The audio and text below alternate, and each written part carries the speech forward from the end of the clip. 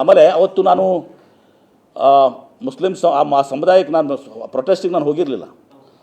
ಆ ಹಿಂದಿನ ದಿವಸ ಎಲ್ಲ ಮುಸ್ಲಿಂ ಬಾಂಧವ್ರ ಕಡೆ ಬಂದುಬಿಟ್ಟಾಗಿ ಅವ್ರು ಹೇಳಿದ್ದೀನಿ, ಅವ್ರು ತಿಳಿಸಿ ಹೇಳಿ ನಾನು ನಾಳೆ ಇರಬೇಕಾಗ್ತದೆ, ಅಲ್ಲಿ ಸುರ್ಜಾವಲ್ ಅವರು ಎಸ್ ಜನರಲ್ ಸೆಕ್ರೆಟರಿ ಬರ್ತಿದ್ದಾರೆ, ಸಿ ಎಮ್ ಅವ್ರು ಬರ್ತಾರೆ, ನಾನು ಅಲ್ಲಿ ಇರ್ತೀನಿ ಅಂತ ಹೇಳಿ ಹೋಗಿದ್ದೀನಿ.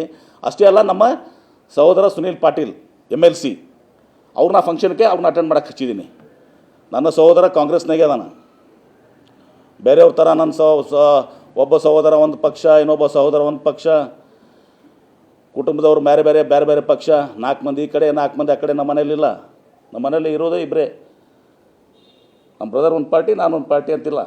ಅವನು ಕಾಂಗ್ರೆಸ್ನಲ್ಲಿದ್ದಾನೆ MLC, ನಾನು ಕಾಂಗ್ರೆಸ್ನಿಂದ ಶಾಸಕನಾಗಿದ್ದೀನಿ, ಸಚಿವನಾಗಿದ್ದೀನಿ.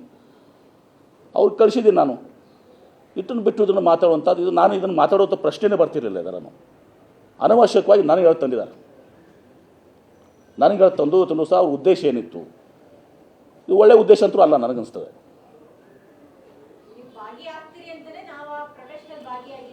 ನಾನೇನೋ ಅವ್ರಿಗೆ ಹೇಳಿದ್ನಾ ನಾನು ಭಾಗ್ಯ ಆಗ್ತೀನಿ ಇಲ್ಲ ಅಂತ ಅಥವಾ ಹೇಳಬೇಕಾಗಿದೆ ಅವ್ರಿಗೆ. ಆ ಮುಸ್ಲಿಂ ಸಮುದಾಯವ್ರ ನನ್ನ ಕಡೆ ಬಂದಿದ್ದರು, ನನಗೆ ಆಹ್ವಾನವೂ ಕೂಡ ಮಾಡಿದರು. ಹಿಂದಿನ ದಿವಸ ಕೂಡ ಬಂದಿದ್ರು, ನೋಡಪ್ಪ ಹಿಂಗೆಲ್ಲ ಕ್ಲಾಶ್ ಆಗಿದ್ದಾವೆ ಎರಡೂ ಕೂಡ.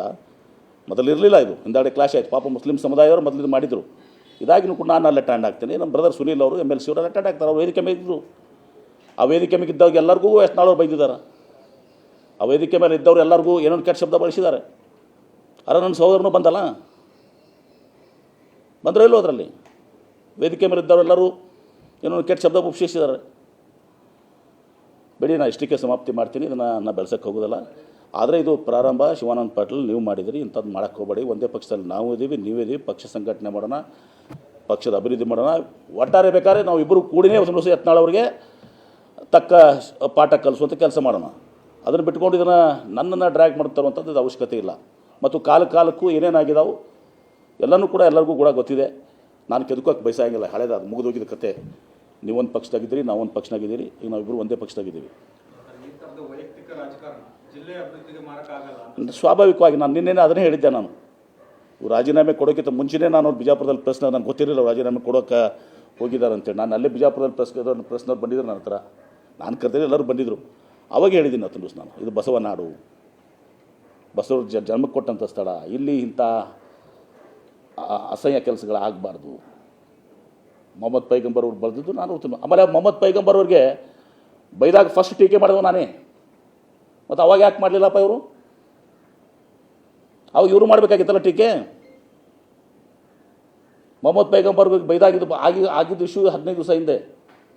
ಅವಾಗ ನಾನು ಟೀಕೆ ಮಾಡಿದ್ದೆ, ಮೊಹಮ್ಮದ್ ಪೈಗಂಬರ್ ಬಂದಿದ್ದು ಯತ್ನಾಳ್ ಬಂದಿತ್ತು, ನಾನು ತಪ್ಪು ಅಂತೇಳಿ ಅನ್ಸ್ಕೊಬಿಟ್ಟಿದ್ದೆ. ಇವ್ರು ಯಾಕೆ ಬೈಲಿಲ್ಲಪ್ಪ ಅವಾಗ? ಈಗ ಇಲ್ಲಿ ಇದರಲ್ಲಿ ಭಾಗವಹಿಸಿದ್ದಾರೆ, ಭಾಗವಹಿಸಿದ್ದು ಕರೆಕ್ಟ್. ಅದು ಅದರಿಂದ ನನ್ನ ಯಾಕೆ ತರ್ತಿದ್ದಾರೆ ಈಗ ಮಾತಾಡ್ತಾ ಇದ್ದೀರಿ?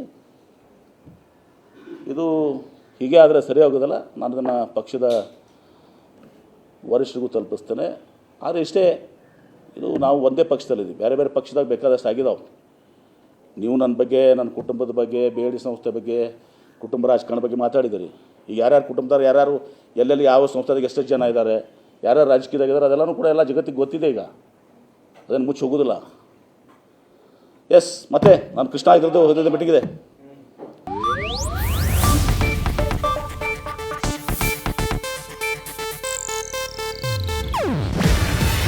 ಇದು ಏಷ್ಯಾನೆಟ್ ನ್ಯೂಸ್ ನೆಟ್ವರ್ಕ್ ಪ್ರಸ್ತುತಿ. ನೀವು ನೋಡ್ತಿದ್ದೀರಾ ಏಷ್ಯಾನೆಟ್ ಸುವರ್ಣ ನ್ಯೂಸ್.